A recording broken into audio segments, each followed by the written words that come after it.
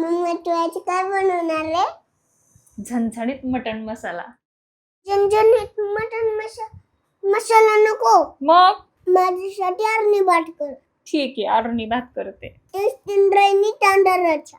Okay, तर चला आज आपण करणार आहे आळणी भात, तेही टेस्ट इंद्रायणी तांदळासोबत.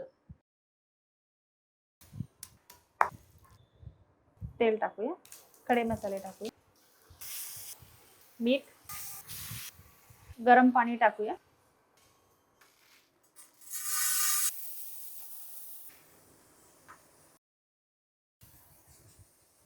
बरीच लोक तांदूळ हा सुगंधाने ओळखतात, पण जर खरा इंद्रायणी तांदूळ ओळखायचा असेल ह्याची 2-3 शीतं चावून बघायची, लगेच चव कळते.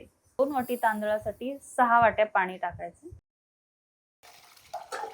मीठ, तूप. आता याला झाकून ठेवूया.